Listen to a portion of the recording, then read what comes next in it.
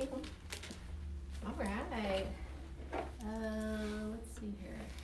Okay, good morning. Good morning. Good to be back with everybody. That was a nice little break after Esther. Glad to be back though. We're venturing into the letter to the Hebrews. But today is going to resemble a little bit more of a history class. Great. Than a Bible class, because I really do want to establish, how I roll. I like to establish the historical context of a book first before actually getting into the text. So today's class will be giving a lot of historical context to this letter. I have a handout, so I'm just going to start it here, and you can keep it going. This is a list of the Caesars, so these are the Roman emperors, Roman rulers of the first century. I listed these because these are pretty important to our study, and we'll talk about some of these men here in this list. But as you can see, it starts with Augustus Caesar. He was the very first Roman emperor per se. Now, they weren't really called emperors initially. I think we kind of adopted that term, but they were known as Caesars. So they had their legitimate title was like him was Julius Caesar, Tiberius Caesar, and so on and so on and so forth. So they were known as Caesars. And you have the dates there from when they reigned. Augustus began his reign in BC time, but then it fell over into AD time. And of course, he was the Caesar who was ruling when Jesus was born. That's what we need to know about him. Tiberius was next. This was the Caesar who was ruling when Jesus was ministering. This was during Jesus' lifetime. He was the Caesar. After him was this man named Caligula. He was the Caesar during the very, very, very early days of the church. After Acts 2. You need to slow down a little bit. I'm sorry. Okay. Okay. So Tiberius was the Caesar during Jesus' ministry. So when Jesus was living and working on this earth, he was the Caesar. And then Caligula was the Caesar during the very, very early days of the church. And he wasn't Caesar for very long, as you can see there. And then Claudius, he comes next. And we're actually going to begin with him today. If you'll turn in your Bibles to Acts chapter 18. Okay, it's hot in here. Is anybody else hot? Yes. Stuffy. Okay. Well, let me see what I can do about that. Well, Mary's fixing to freeze. She's in her jacket already. I am comfortable. We'll just This love always up on happens. keep you warm. I'll be sitting at home and I'll be comfortable. And Fred will go, oh, it's hot in here. You're like, That's weird, y'all should be like switching roles. Okay. Especially as you get older and men get cold, we laugh at them. So in Acts chapter 18, let's look at verses 1 and 2. All right, this says, after these things, Paul had departed from Athens, that's in Greece, and he went to Corinth. And he found a certain Jew named Aquila, born in Pontus, who had recently come from Italy with his wife Priscilla, because Claudius had commanded all the Jews to depart from Rome, and he came to them. Okay, we have a lot of information just in this one verse 2. Claudius, that is the Roman Caesar that's reigning at this time. That's the fourth one I have on your list, who reigned from AD 41 to 54. This is him. Now, he issued a decree about the mid-century, so right around AD 50, that expelled all the Jews from Italy. I found a Roman historian named Suetonius who said concerning this decree, this is why Claudius did this. Quote, since the Jews constantly made disturbances at the instigation of Chrestus, he expelled them from Rome. Christus. What is that? Yeah. I think so. Most people Christians. agree, think Christians. that he's referring to. It's just a Oh, spelling Yeah. derivation of Christ. oh, okay. And so, since the Jews constantly made disturbances at the instigation of Christus, he expelled them from Rome. Okay. Now, prior to this, Claudius first banned the Jews from meeting together, from assembling or holding meetings. I guess in order to limit any further disturbances in Italy. But apparently that wasn't enough. It didn't work. And so he just decides to issue this new decree and get rid of them, right? Okay. The reason is because apparently the Jews were making disturbances at the instigation of this Christus, which most people agree is derivation, like I said, of Christ. Okay, so there was some conflict, right, among the Jews because of Christ, and they weren't quiet about it, at least in Italy, right? And Claudius is just ready to get rid of them. So he kicks them out, and that's what we read happening here in Acts chapter 18. All right. Now, conflict because of Christ isn't anything new, right? Christ experienced his own conflict personally during his ministry. Everybody hated him, pretty much, right? He was violently opposed. Okay, so that's nothing new. We even know, even when Jesus was alive, the Jews themselves were at odds with one another. There were so many sects of the Jews, right? Pharisees, Sadducees, and then you had the Sanhedrin, and the Herods, the kings of Judea. So they were at odds with one another, and then you threw Christ into the mix, and it just blew everything up. But then they became best friends, because they were all against this one person. But anyway, so there was conflict among the Jews themselves even during this time. And then, of course, when the church began, the Jewish Christians then faced opposition from their brethren, the Jews, almost immediately. So if you were to back up into Acts chapter 4 or chapter 3, this is when Peter and John heal this man, and of course some of the people don't like it. They arrest Peter and John. This is chapter 4, verse 1. As Peter and John spoke to the people, the priests, the captain of the temple, and the Sadducees came upon them, being greatly disturbed that they taught the people and preached in Jesus the resurrection from the dead. And so they laid hands on them, put them in custody, etc.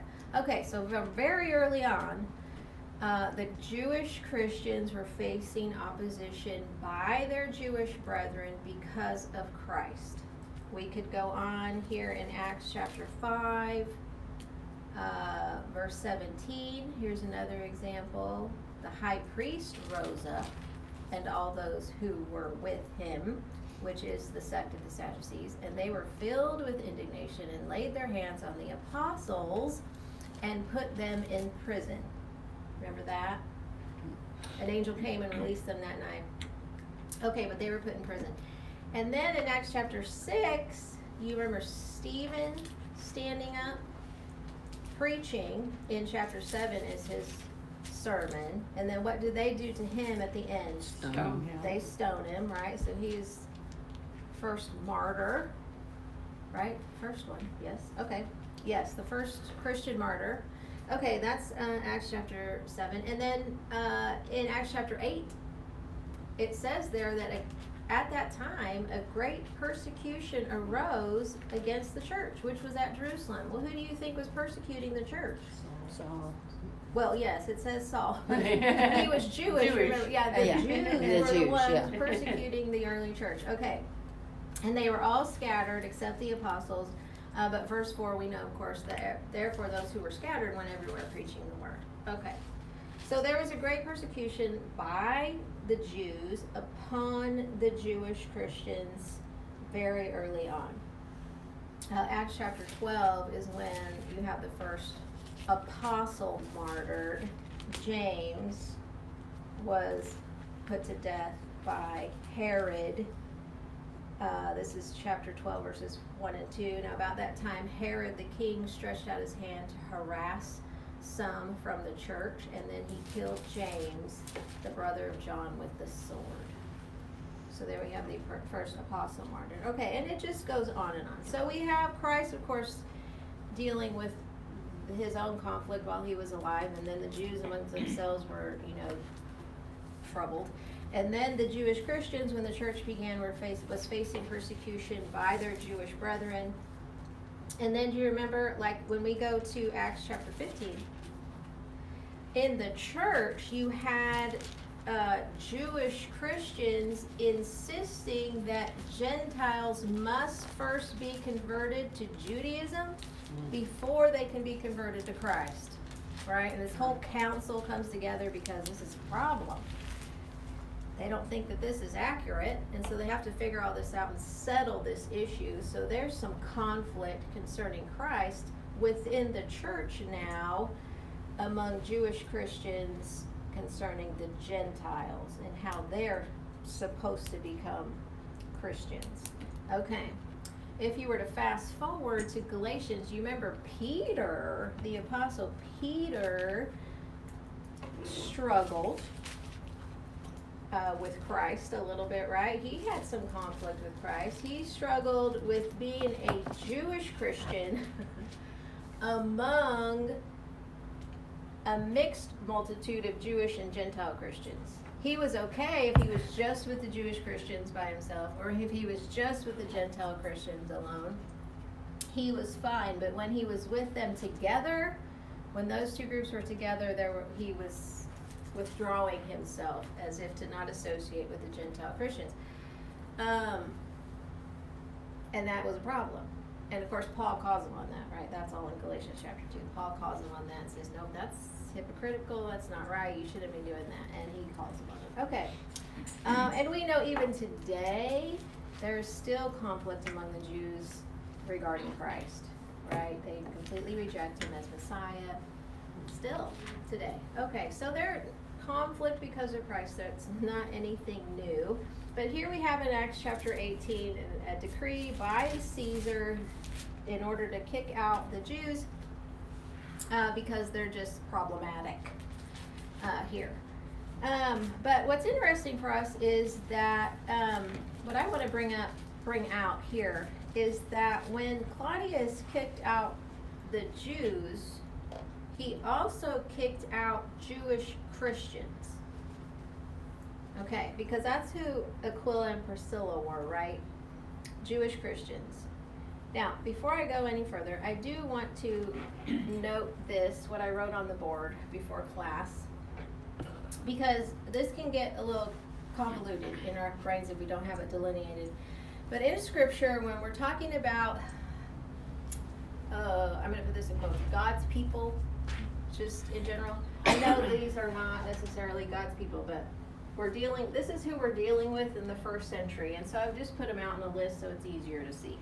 Okay, so we know that Jews, I have them in their own category up here because these would be those who actually came from Abraham. Those who were actually of the seed of Abraham. They had his blood running through their veins, kind of thing. And then right under them, I have what's called proselytes. So I can even put proselyte Jews. All right, do you know what proselyte means? You've heard that word, I know you have. Yeah, so these are Gentiles who converted into Judaism. So they're not Jews of the lineage of Abraham. They're actually Gentiles, but they decided to convert into Judaism and make themselves Jews, which was allowed. If you look at Acts chapter 2, so in Acts chapter 2, you remember that, let's see, I'll just read it. Verse 5, this was a holy day, right? This was a feast day, and so there were people from many, many nations here. And verse 5 says that there were dwelling in Jerusalem Jews, devout men from every nation under heaven. So there, and then beginning in verse 9, these nations are delineated. But look at verse 10. Phrygia and Pamphylia, so these were people from Jews from Phrygia, Pamphylia, Egypt, and the parts of Libya adjoining Cyrene, visitors from Rome, both Jews and proselytes. Okay, so these are all followers of God, but they're noted here as proselytes. They're not of the lineage of Abraham, but they're Gentiles who converted into Judaism. The book of Acts does this a lot. So there's a lot of these situations. Go to Acts chapter 6. It happens again. We'll read it. Acts chapter 6 in verse 5. This is when the 7 men were chosen to take care of this situation between the Hebrews and the Hellenists and their widows. 7 men were chosen. The last one is named Nicholas, a proselyte from Antioch. So he is a Gentile who converted to Judaism, a Jew, to be a Jew. All right, but he's originally a Gentile. All right, so that's chapter 6 or 5. Chapter 13 is another one.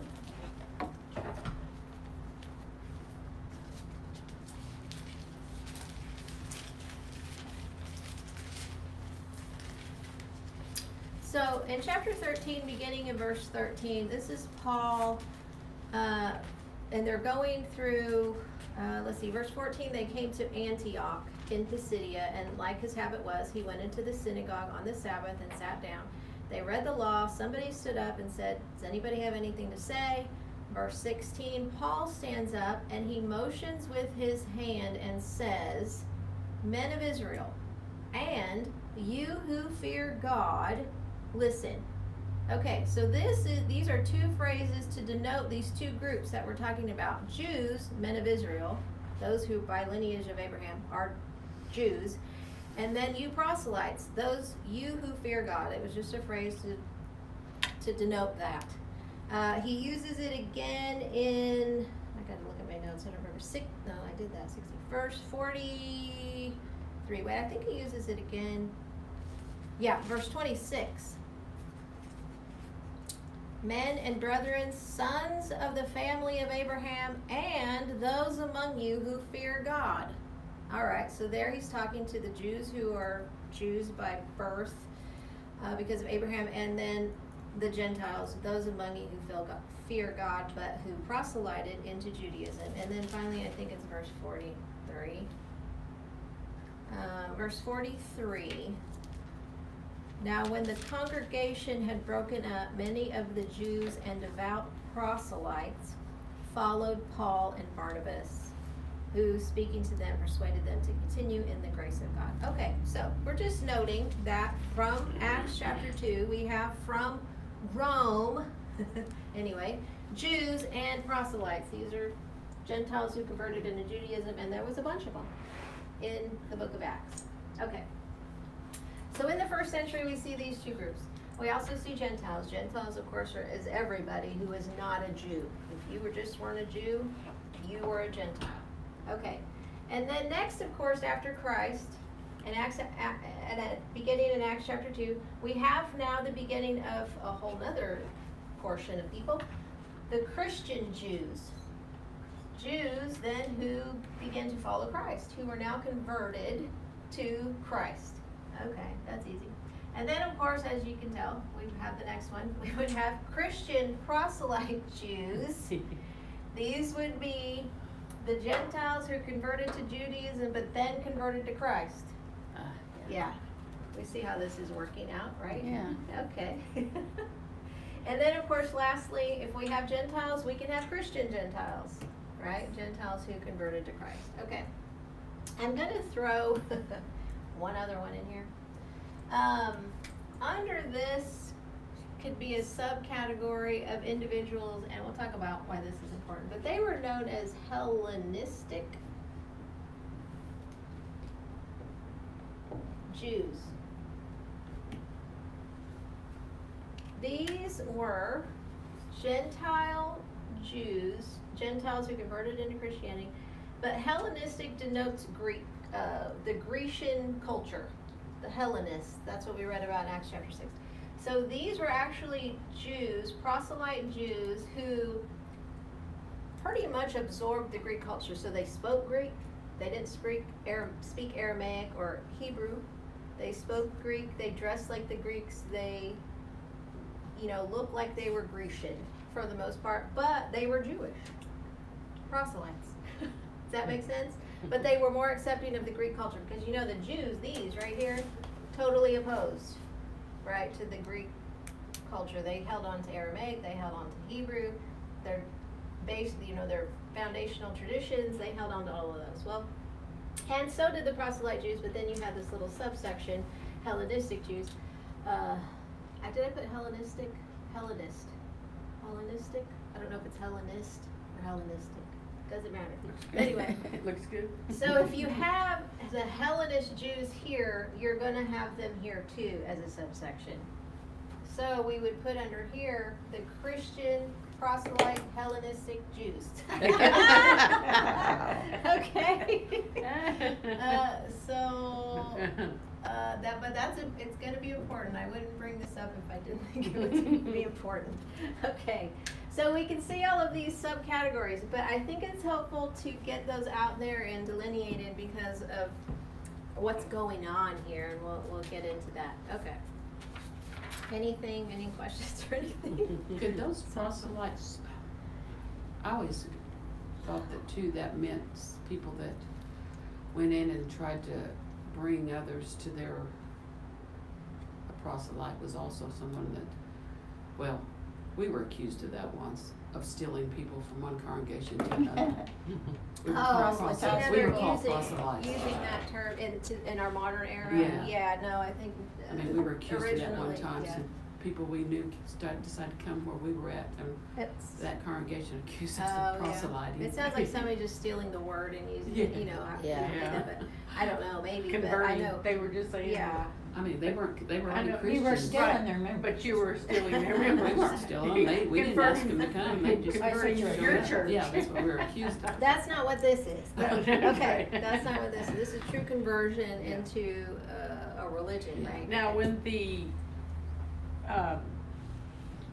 Gentiles had to go into Jews, they had to be circumcised. They had to do the whole 9 yards, right? So To that's my understanding. to is the become a proselyte Jew. Yeah, Yeah, that's the proselyte Jew. Yeah, which, Oh, that would take a commitment.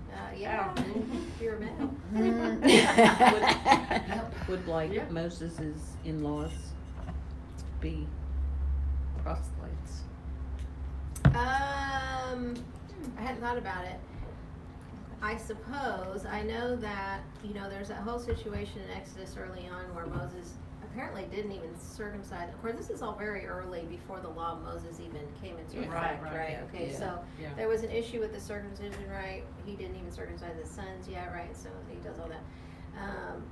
But, I guess. So the Jewish nation, when they came out of out of Egypt, they came out with themselves and a lot of proselytes, if you want to call them that. Egyptians came with them too. They weren't just Jews that came out of Egypt.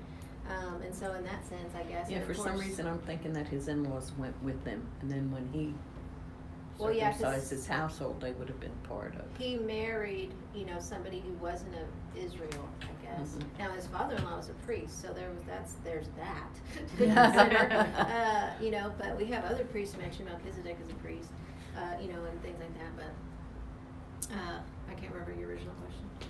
Neither do I. We're good. We're all Were they confused. proselytes? Because they weren't Oh. Jews. Yeah, I think eventually they proselyted in, probably, I would say. I would guess, just Yeah, because, Moses did establish the law and, and stuff like that. And so, I know circumcision was already a thing. But I wonder, I'm assuming they did all that in Egypt. I think, you would think Yeah. they kept doing that. Yeah. I don't know. But you'd think. And you'd wonder why. Moses was brought up in Pharaoh's house, but his mother taught him. So I'm assuming they circumcised him.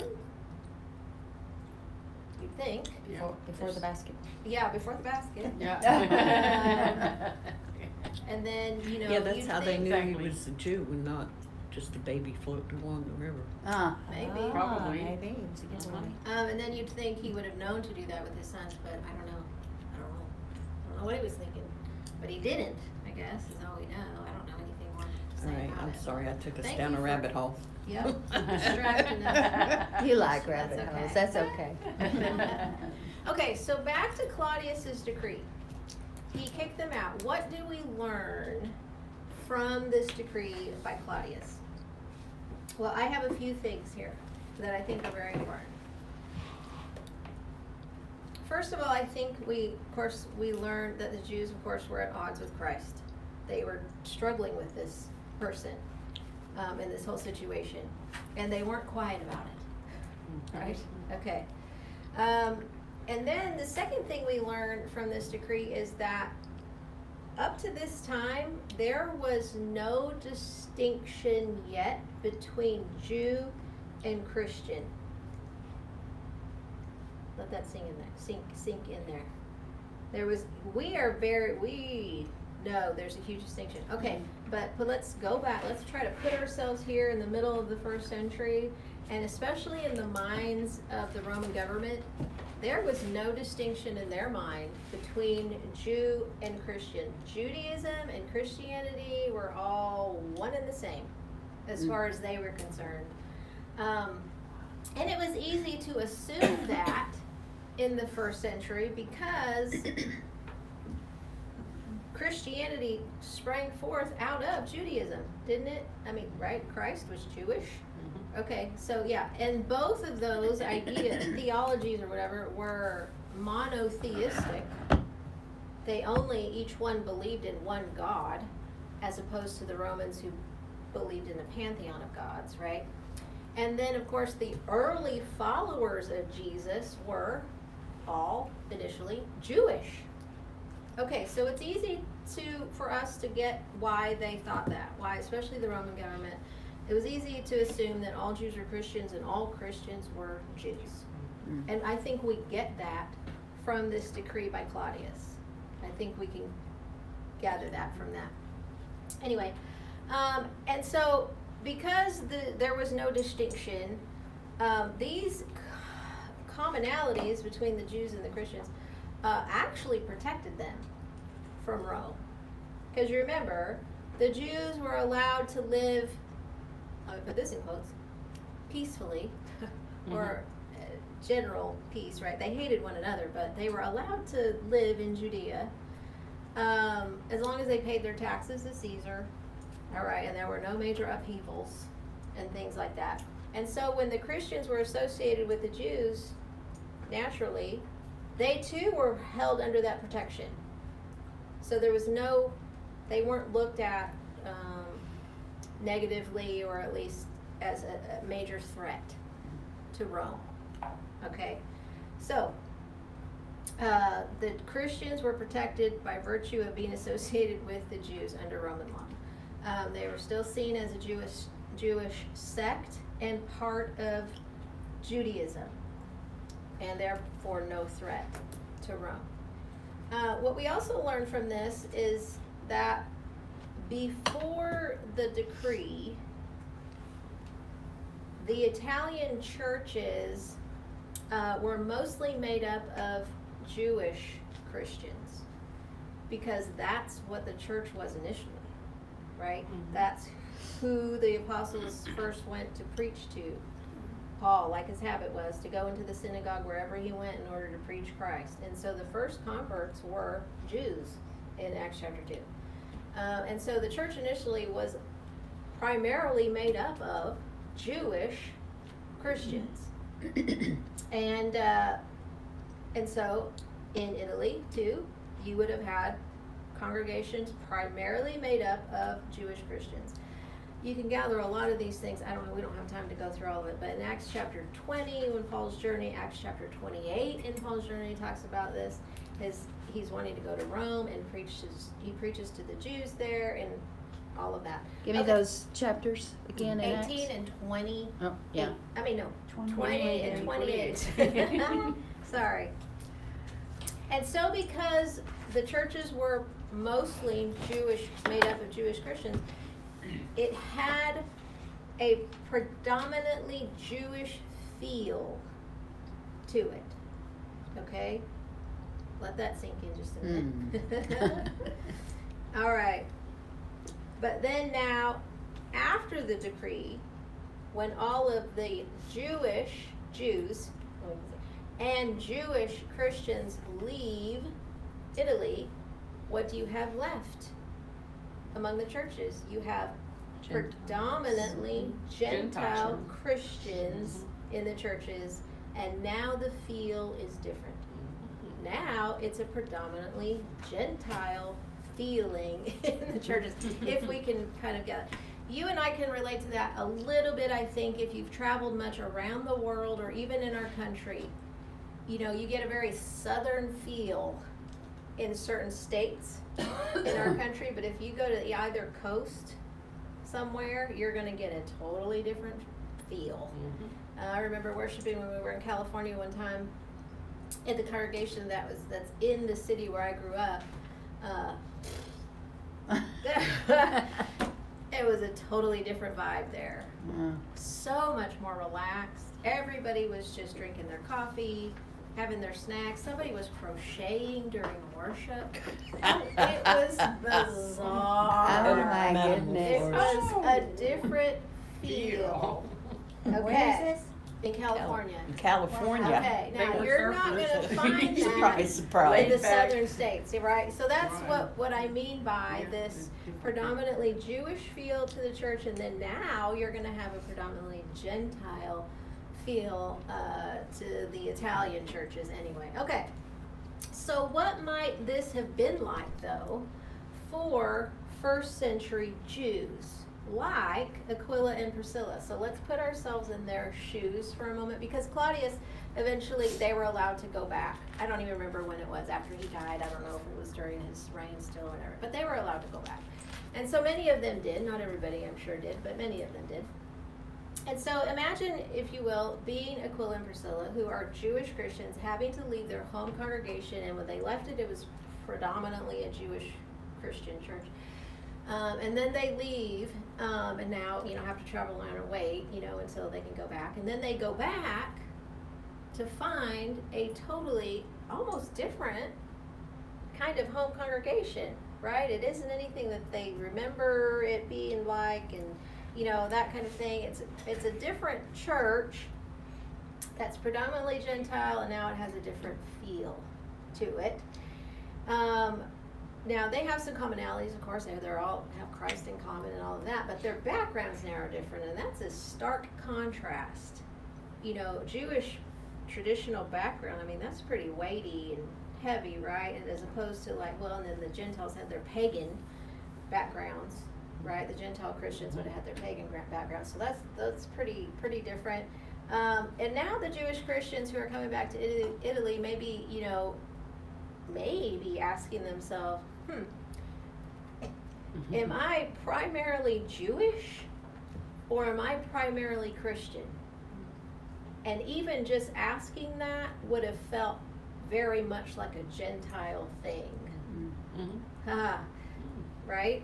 Okay, so you can imagine the struggle here, because now the Jewish Christians are becoming the minority in that sense.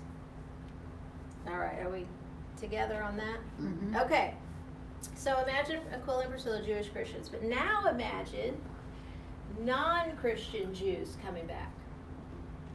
So these aren't even Christians, these are just Jews who were kicked out, and now they're going back to Italy, and they probably are trying to keep their distance from the Christian Jews in order to avoid any more conflict with the Roman authorities, because they don't want to get kicked out again or worse, right? Okay.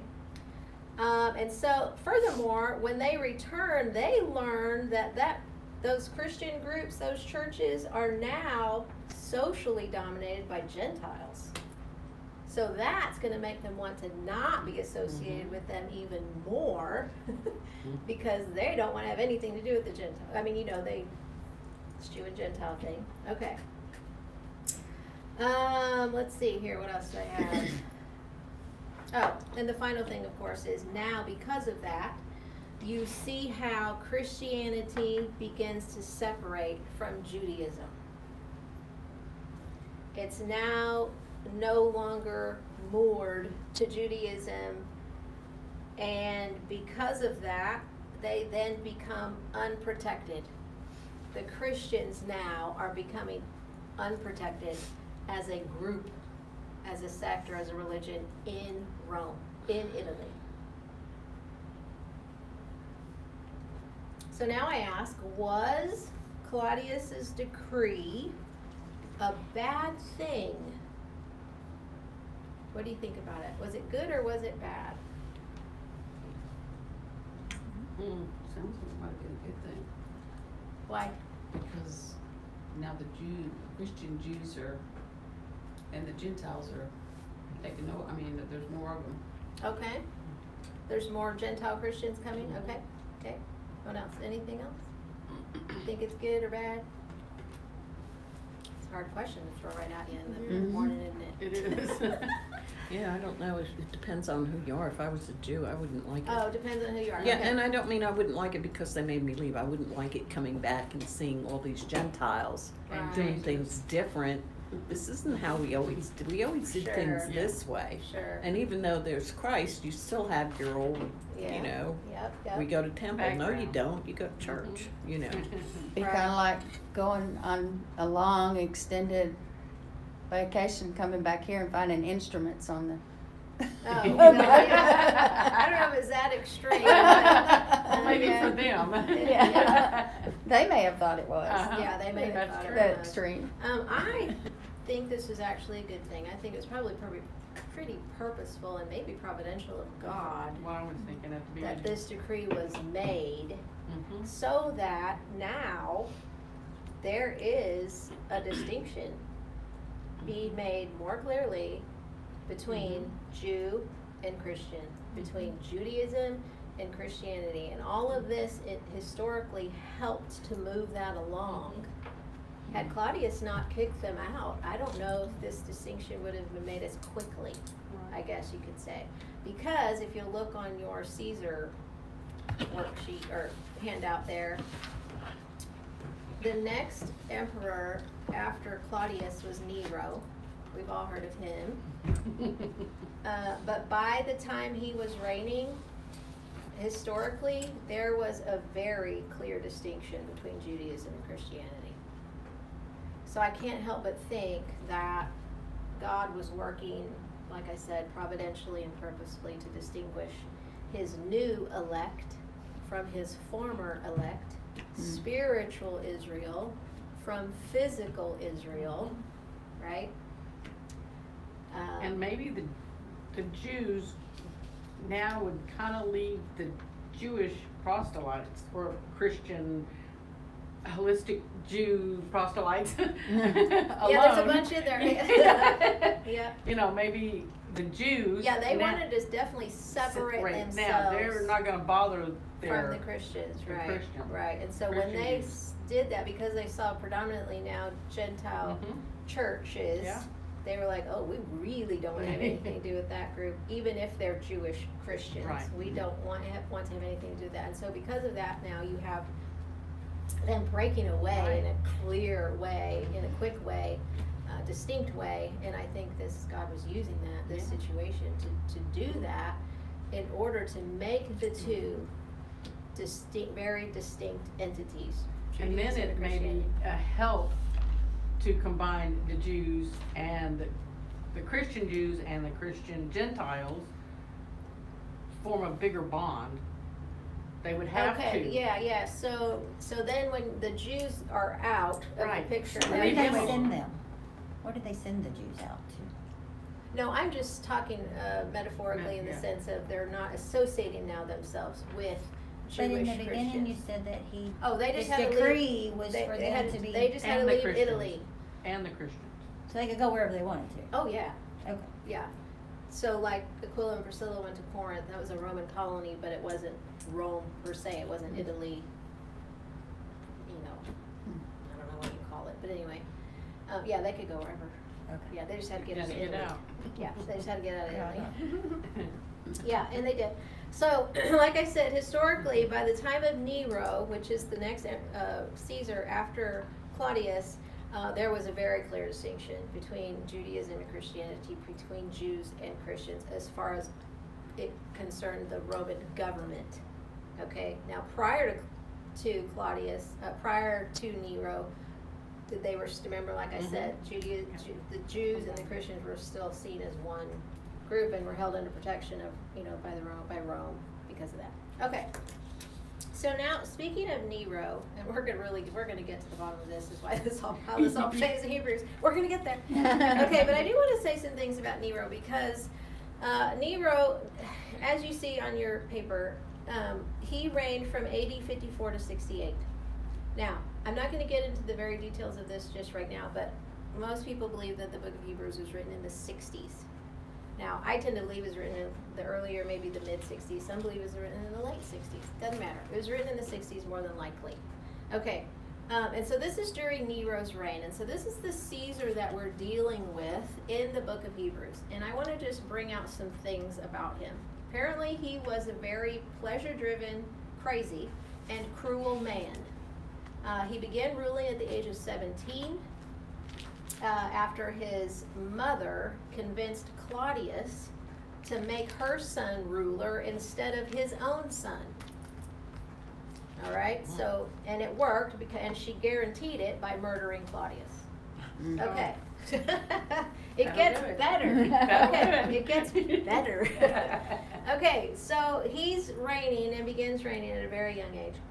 In 62, so in AD 62, he enacts these very unpopular, even amongst people, unpopular treason laws. I think he was a little paranoid too, but he used those treason laws to kill whomever he considered to be a threat. He even eventually murdered his wife and his mother during this time. And of course, Christians didn't go unnoticed during this time either. I mean, they were very much, you know, they worshiped one God. So that's very much against, you know, the Romans. Okay, so he, you know, they suffered too under this. And then, so that was AD 62. In AD 64, I don't know if you know of the Great Fire of Rome that broke out. Okay, it lasted 6 days in July of that year. When Rome burned, he fiddled. Oh, yeah. Right. Yeah. Yeah, she did that earlier. Okay, and 10 of the 14 distinct cities in Rome were destroyed.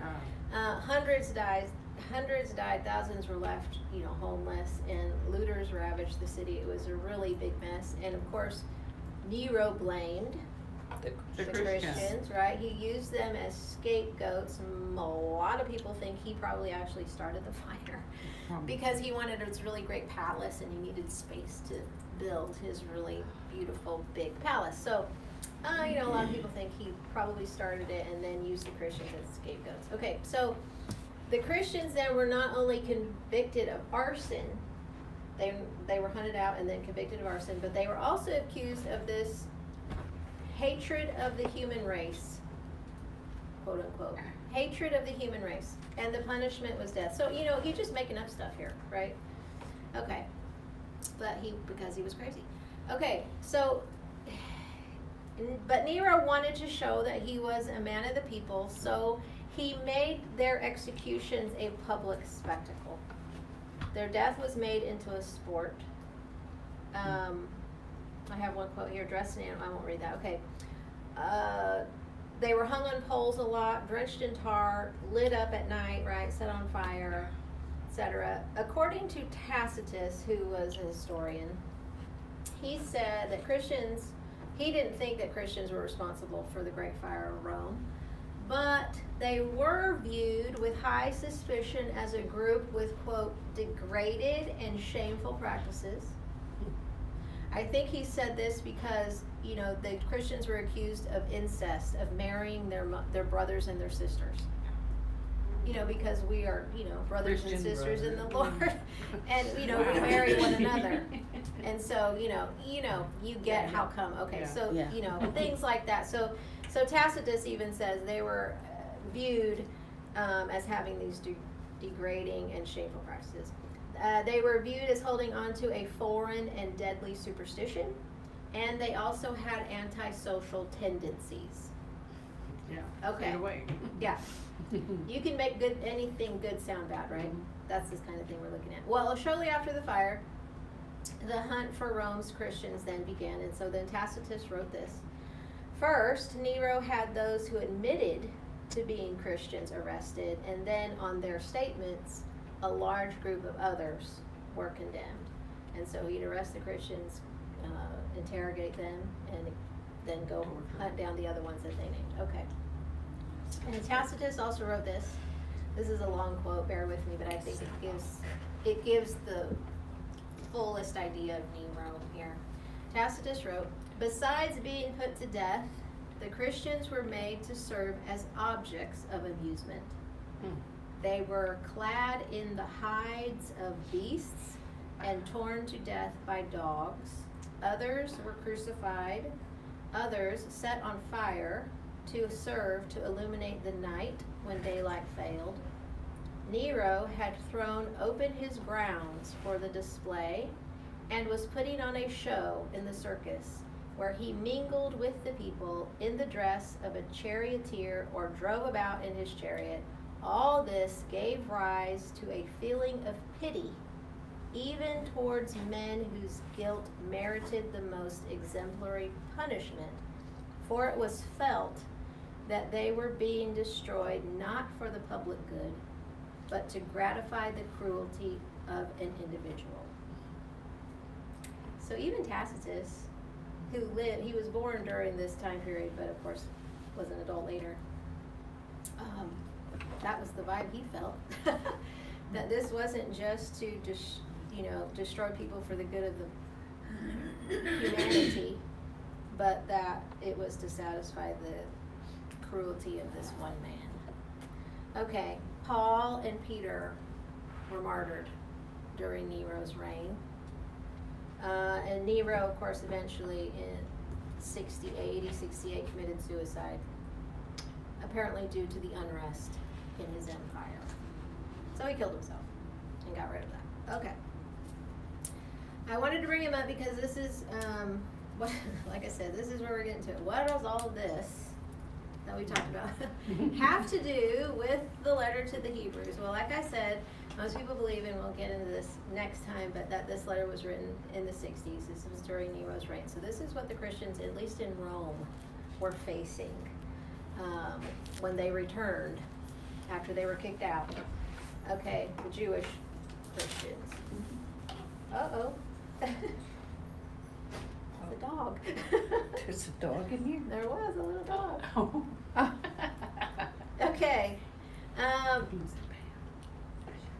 But secularly, this is what we get from this, that Judaism and Christianity are now clearly distinguishable by this time in the 60s. They're both seen as two entirely different entities. And the Jews, of course, the Jews themselves are still being viewed suspiciously just because they're associated with Christus, right? They have an association with Christ even though they're not Christians, but they're still facing this difficulty too. Anyway, so they're really wanting to separate themselves from the Christians because of that. They don't want, those Christians are suffering hard. They don't want any of that. And so they're really trying to separate themselves from the Christians because of that.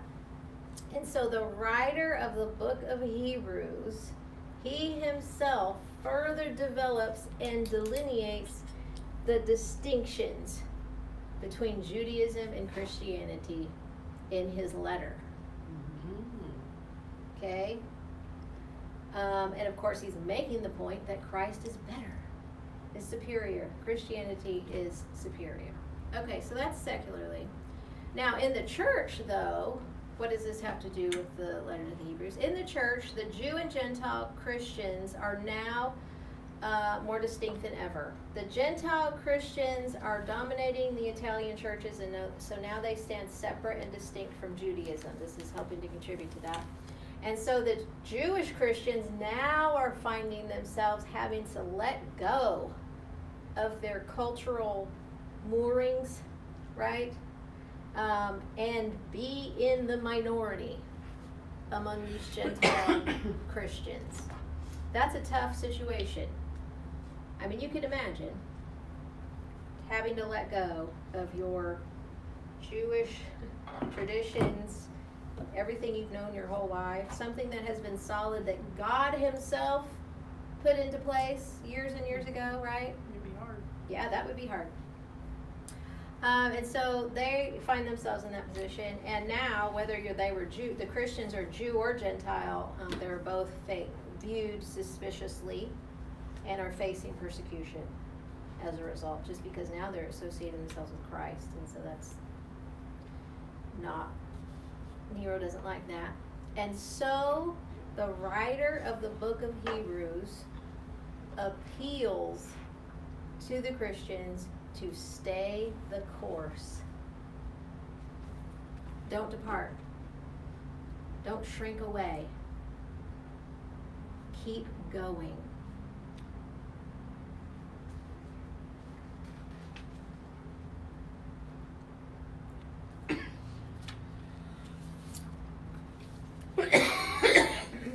As we close class,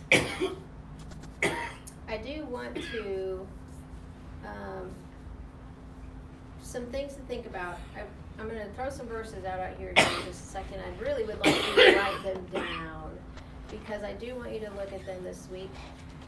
But next class, we're going to talk about some of the major elements that we see in the book of Hebrews throughout. Okay? So we're going to talk about that. And we're also going to talk next week about answering the who, when, why, when, whatever, like who wrote it, when did he write it, who did he write it to, where was he when he wrote it, why did he write it, things like that. So we're going to ask those questions. But there are some pretty key verses, some clues in the book that help us to think about some of the answers to those questions. Okay, so I'm going to give you about 8. Hopefully you've read the book. If you haven't read the book, please read the book. Read it, keep reading it. It has been and always will be, I think, one of my top 3 favorite books of all times in the Bible. It's just so logical and well laid out, and I will always love it for that. But anyway, okay, so here are some verses that give us some clues to some answers as to who wrote it, when it was written, why it was written, to whom it was written, etc. The first one is chapter 2, verse 3. So write that one down first. Chapter 2, verse 3. Number 2 is chapter 5, verse 12. Let me see. I have 12 and following. Let me see what the end is here.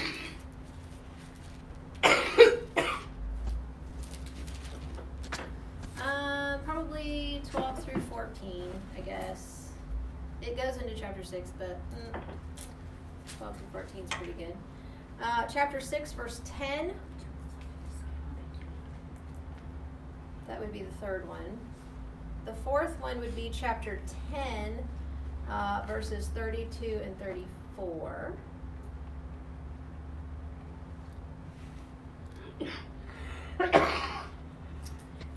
This next set goes together. Okay, so there's 3 verses in this next set, and they all go together. This is so confusing. I should have just put this in a handout. Anyway, okay. It's chapter 8, verse 13. Chapter 10, verse 25. And chapter 13, verses 11 through 14.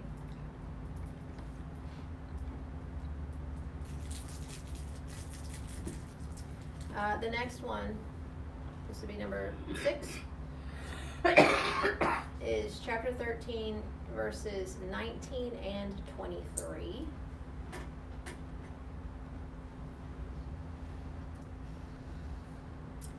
I have 13:23 separately just because I think it makes 1 verse 23 makes two separate points.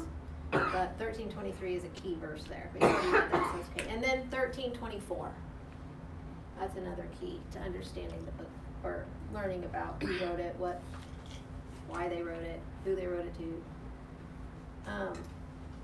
So take those verses this week, look at them separately, and see what you might glean from each of those about the writer, the audience, the time period, things like that. And then considering, of course, the things that we talked about in class today, and see what you can come up with. And we'll meet back next week, the Lord willing, and we'll begin talking about the major elements in the book, and then about who wrote it, why did he write it, who did he write it to, when did he write it, and stuff like that. So we'll actually get into some of the text in a broad way before we actually get into the chapters, I guess. Sound like a plan? Yes. Okay, very good. Well, thank you very much. Thank you. Ladies, for coming back today. Let's begin our study of the book of Hebrews. Would anybody like to lead us in a prayer today before we depart? I would be happy to. Let's pray real quick. Our holy and divine God of heaven, we're grateful that you have blessed us with this day. Thank you, Father, for being gracious to us. Thank you for showering upon us every blessing of this life. And Father, thank you so much for your word and for giving us everything that pertains to life and godliness in it. Father, thank you for Christ and his superiority and the finality of his work. Father, we thank you for the opportunity to be here to study history and to look into your word in order to better understand the context and to dive deeper into the things that will help build our faith. Father, thank you so much for your Son and for the gift of his sacrifice. Father, help us to glorify you this day. I pray all of these things in the name of Christ. Amen. Amen.